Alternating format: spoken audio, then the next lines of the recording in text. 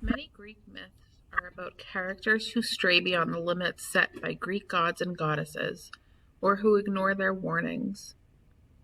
In this myth, Arachne, a weaver, pits herself against Athena, the goddess of wisdom in all crafts, particularly weaving. Arachne, a Greek myth retold by Olivia E. Coolidge. Arachne was a maiden who became famous throughout Greece, though she was neither well-born nor beautiful and came from no great city. She lived in an obscure little village, and her father was a humble dyer of wool. In this he was very skillful, producing many varied shades, while above all he was famous for the clear, bright scarlet which is made from shellfish, and which was the most glorious of all the colors used in ancient Greece. Even more skillful than her father was Arachne.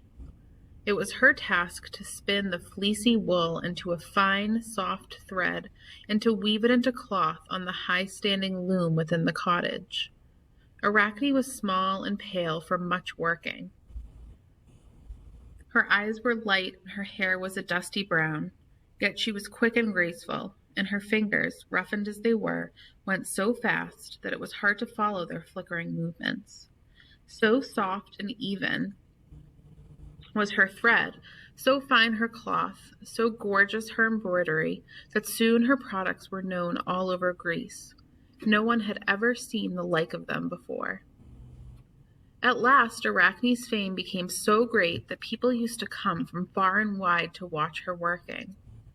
Even the graceful nymphs would steal in from stream or forest and peep shyly through the dark doorway, watching in wonder the white arms of Arachne as she stood at the loom and threw the shuttle from hand to hand between the hanging threads, or drew out the long wool, fine as a hair, from the distaff as she sat spinning.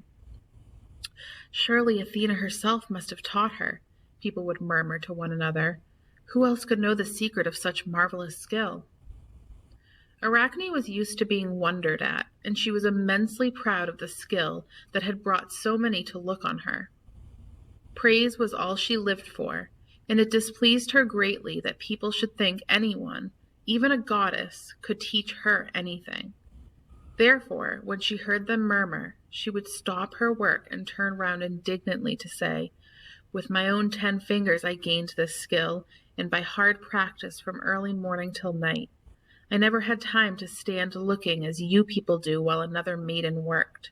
Nor if I had, would I give Athena credit because the girl was more skillful than I. As for Athena's weaving, how could there be finer cloth or more beautiful embroidery than mine?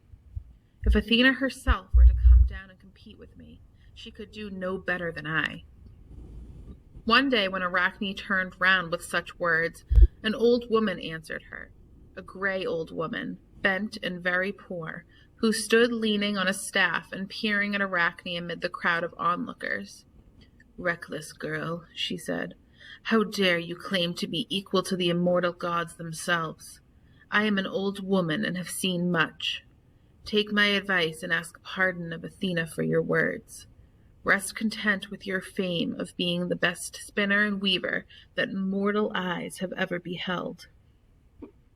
"Stupid old woman," said Arachne indignantly, "who gave you a right to speak in this way to me?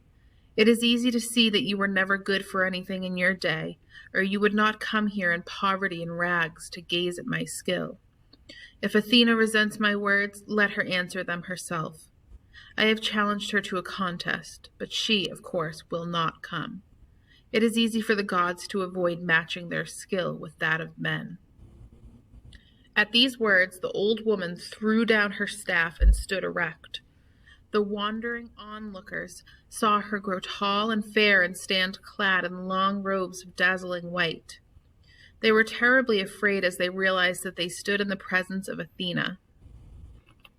Arachne herself flushed red for a moment, for she had never really believed the goddess would hear her. Before the group that was gathered there, she would not give in. So, pressing her pale lips together in obstinacy and pride, she led the goddess to one of the great looms and set herself before the other.